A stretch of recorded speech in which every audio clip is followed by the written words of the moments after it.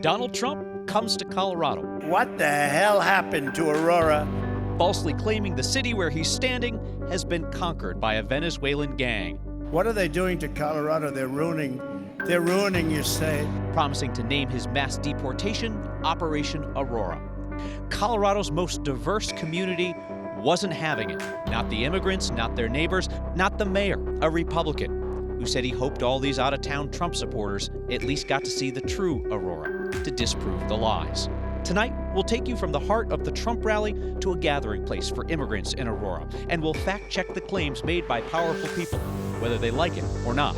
We don't need Kyle Clark at 9 News to tell us what's happening in our own backyard. Let's take 30 minutes and talk about the truth, because this is next. To believe Donald Trump is to believe that this is a conquered city, Aurora, Colorado. To believe Donald Trump is to believe that this luxury resort where close to 10,000 of his supporters gathered today joyfully and peacefully in celebration of his re-election campaign is to believe that it is on city ground taken over by a Venezuelan gang. Now, Aurora police for months have said that the reality is that this gang is relatively small. They've identified 10 members of Tren de Aragua. They've arrested 9 of them. They say that their impact on the city is isolated. But Donald Trump is now focusing a key piece of his presidential campaign on spreading the word around the country that Aurora, Colorado is a war zone. I will rescue Aurora and every town that has been invaded and conquered. These towns have been conquered. I will liberate Colorado. I will give you back your freedom and your life. Trump's appearance in Colorado, say he's unlikely to win, does fulfill a campaign promise that he made, that he would come here. And he promised that when he started talking about the supposed takeover of Aurora by the gang, which he paired with false racist claims that Haitian migrants in Springfield, Ohio, are eating dogs and cats. Today, Trump's rally focused on outlining his immigration agenda, the largest deportation in American history. Trump says that he has a plan for local police, the National Guard, and the U.S. military to remove every single person in this country without documentation. That would be, by his own estimate, more than 20 million people. And today, he even expanded the scope of who he wants rounded up and taken out of America, saying that he wants to remove some legal protections from immigrants who are here legally at this time so that they too can be removed from the country. Trump said that he's going to invoke a little-used federal law to declare migrants enemies so that they can be rounded up and deported more quickly. Operation Aurora is what he says that it will be called, and he says it will begin here. We will not be conquered. Donald Trump came to Aurora, Colorado, claiming the city of 400,000 people had been conquered by a Venezuelan gang. Clearly false, and the thousands who gathered at a luxury resort in Aurora to hear Trump knew that.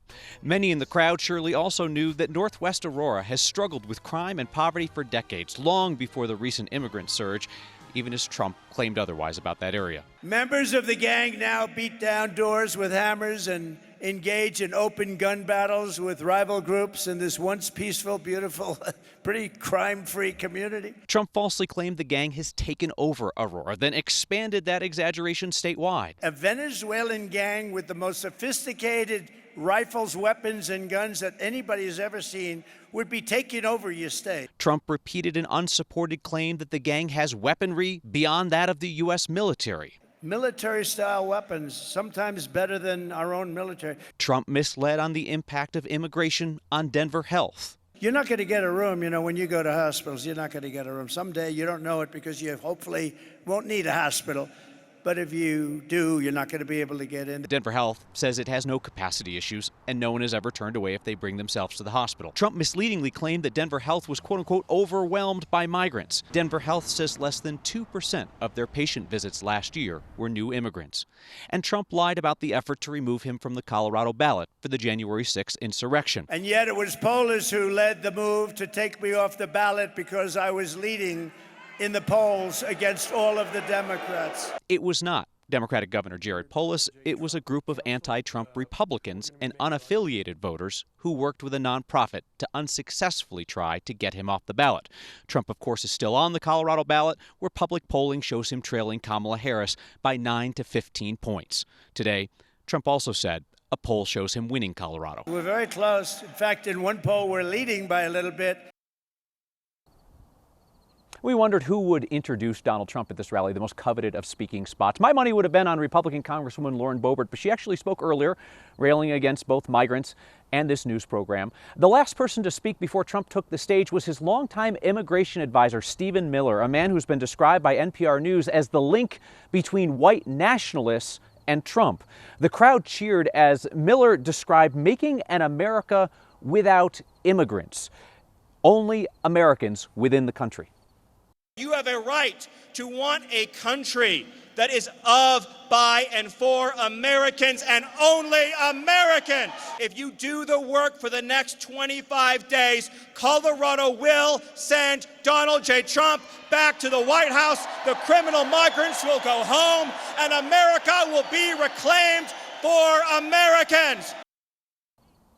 Immigration was the focus of the rally, but a lot of Trump's familiar target drew criticism: Kamala Harris, Joe Biden, Democratic Governor Jared Polis, and especially transgender children. Very loud boos a couple of times for the idea of transgender children.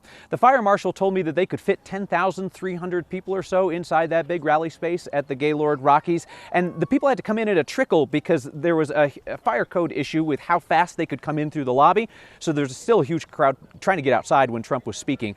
Only a few dozen counter-protesters out here today, not much of that. Aurora Mayor Mike Kaufman, a Republican, said after the Trump rally that there was nothing said there that had not already been responded to with the facts. And Mayor Kaufman said he hoped that Trump supporters from outside Aurora might just notice while they were here that the gang takeover claims are not true. We found a variety of views on that from Trump supporters.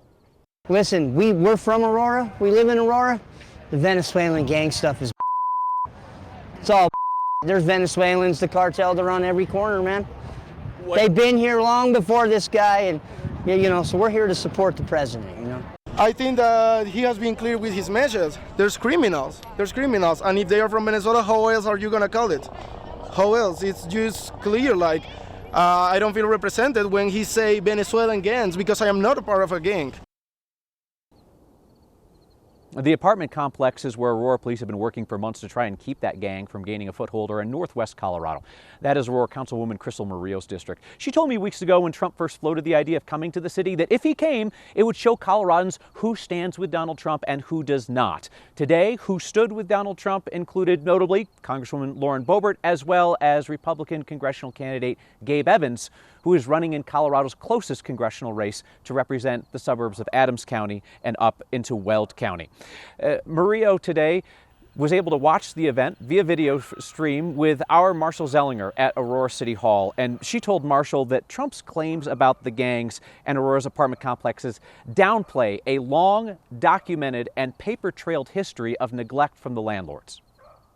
Over 2 years, 4 years even, of documented violations with code, taking advantage of the migrants living in his building, and this is just campaign fodder. Our Angeline McCall is at one of those apartment complexes on Dallas Street. And Angeline, today some community members gathered to get out the word about what they think is happening in their neighborhood. Right, Kyle. As former President Trump has portrayed immigrants here in Aurora as violent criminals, they want to show you a very different picture of themselves. They're hosting a community event right now with a barbecue. Just a couple of minutes ago, they were dancing with music. And so they really want to push back against how Trump has portrayed them, many of them saying that they're women and families and children, and they're simply just trying to reestablish their lives here. On a day with so much talk about their community, todos somos seres humanos. Immigrants want the chance to speak up. La cosa es que tú no puedes juzgar el libro por la portada. Tú tienes que ver cómo es las personas. Todos no somos iguales. They're all different, but called the same things, blamed for the same problems by former President Trump. Para ganar puntos. Trump's pushing his claims that Venezuelans and gangs have taken over the city of Aurora and these apartment buildings in Aurora too. Even the mayor here says it's exaggerated. He is, and other political figures are treating them like political pawns, which they are not. They are real people with real needs. Advocate V. Reeves with Housekeys Action Network knows words have a real impact. You have people who have been applying for over a month now for other housing, and they've paid over $1,000 in application fees. And as soon as they say where they're from or that they're Venezuelan, they're denied. On the campaign trail, it's Trump's words that target them. And if elected, he's made promises about mass deportations. La cosa es que él gana, él saca a todos los inmigrantes. Quienes trabajan aquí, la construcción y todo, son los inmigrantes. Tú no vas a ver a un gringo llenándose los pies de cemento o cargando bloques o cargando esto o limpiando, no lo vas a ver.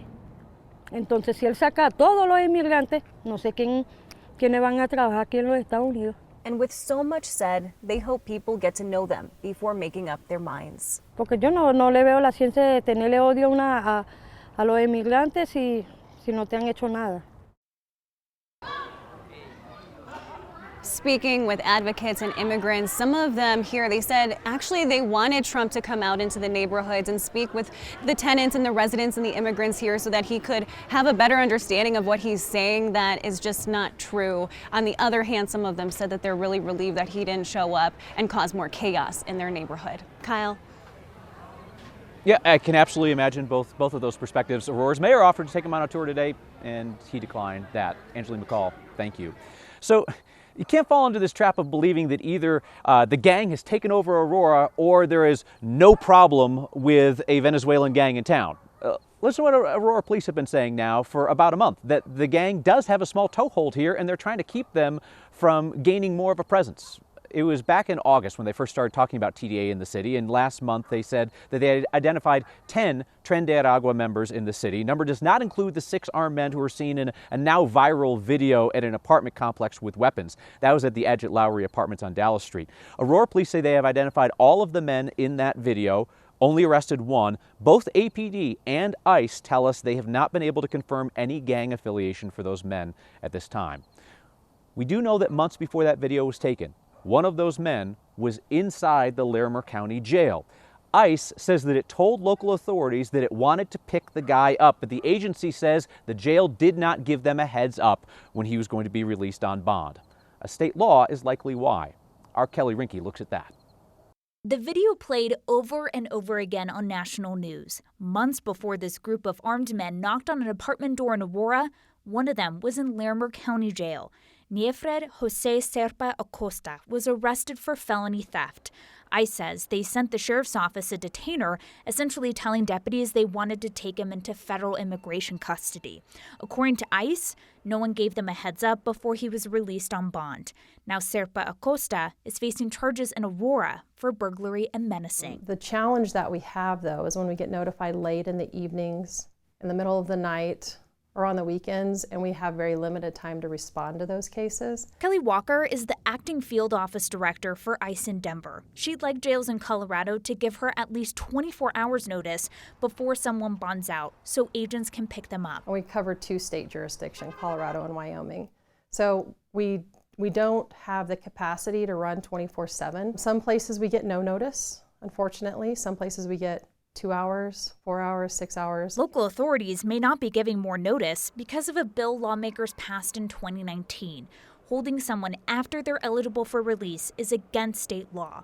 Colorado's Court of Appeals this summer agreed sheriffs can't keep someone in jail based on ICE documents that aren't signed by a judge. That actually creates a constitutional issue that we had to address. State Senator Julie Gonzalez sponsored that 2019 law. She noted these people are able to bond out because a judge decided their local charges allowed that. Our jails shouldn't be incurring those uncompensated costs on ICE's behalf when they have more than adequate resources to be able to do their work on their own dime. From local to federal, ICE Denver says they want as much heads up as possible before someone has the chance to commit another crime like what happened in Aurora.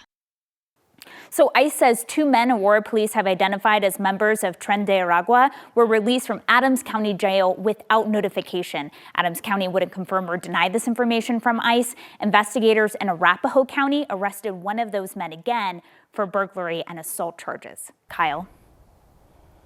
Kelly Rinke, thank you very much.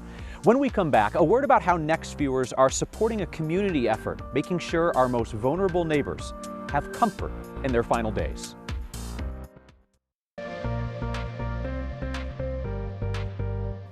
Okay, this is a strange night in October where I'm in the studio and Kyle is outside in the field. Strange things for sure, but strange things going on with the weather also. Tomorrow, we've officially reached that point in October where we can call 80 degrees hot. So we will have a hot day on Saturday here across the Front Range. Our normal high temperature in Denver on October the 12th is 67 degrees. It'll be hotter than that up there in Summit County. We'll also see a lot of wildfire smoke once again.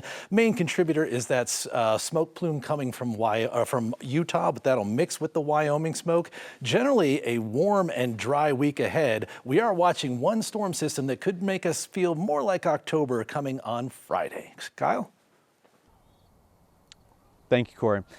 If you've had a friend or family member ever receive hospice care, then you know what an absolute blessing that can be in such a difficult time. And that is why this week's Word of Thank microgiving campaign is supporting Rocky Mountain Refuge, a first-of-its-kind nonprofit in Colorado offering hospice care for the homeless. They rent rooms from the Denver Rescue Mission where their trained medical personnel provide medical care at the end of life, but also compassion for people who might otherwise be living out their last days and weeks on the street or in a hospital bed somewhere. And that's the other thing. Rocky Mountain Refuge is able to take strain off of the public health system because that's really not set up to be hospice care for folks. This nonprofit can do it at a fraction of the cost and with love and warmth that people are just not always going to get in other settings. Scan the QR code on your screen or text the word thanks to 303-871-1491 to join me and a bunch of other Coloradans in supporting the work of the nonprofit Rocky Mountain Refuge. How amazing is it that we have such an incredible space here for refugees and immigrants to thrive? Our favorite Friday tradition takes us to a gathering space for Aurora's immigrant and refugee community. A day when the city became a political target, they were happy to answer our favorite Friday question, what's your good news? The national TV cameras that follow Donald Trump's every move will be leaving town soon, and Aurora will remain, with all of its bright spots and all of its challenges. Today, at the same time that about 10,000 people were cheering for mass deportations at the luxury resort behind me, across town, some of Colorado's immigrants and refugees gathered at Mango House, home to a number of immigrant-owned small businesses. And it's there that we went with our favorite Friday question when we asked people to set aside the headlines of the week and just tell us about the good news in their lives. I'm at Mango House in Aurora, Colorado, and my good news for today is I'm having an amazing meal at Mango House. I mean, how amazing is it that we have such an incredible space here for refugees and immigrants to thrive? There's so many great businesses and restaurants in here, and I'm just excited to be here. And my good news is that we have this beautiful space to sell our products and to grow our small business in Aurora. And my good news is that my parents are visiting me from out of town, and we're sharing some really delicious Burmese, Syrian, and Ethiopian food. So my good news for today is my son submitted college applications. And my good news is that as an immigrant who came to this country 10 years ago, it's just so good to be here and seeing other immigrants owning businesses and supporting them. That's making me feel good today. Well, most of them were born in countries overseas, and it's just a show of support of why people find that valuable, why this place and these people are valuable to have in Aurora. I feel great that there's an event happening in a place that is near and dear to my heart, that there's people coming here to show support. We're back with a final word from Aurora next. Talking about the issue of immigration with dozens of Trump supporters at his rally today, I was really struck by how few of them use the kind of language that he does to describe migrants. Nobody talked to me about animals. Nobody said people were poisoning the blood of our country. I heard some really thoughtful critiques about our country's immigration system. With Donald Trump having come and gone from Colorado, it's a reminder that we get to choose how we talk to each other.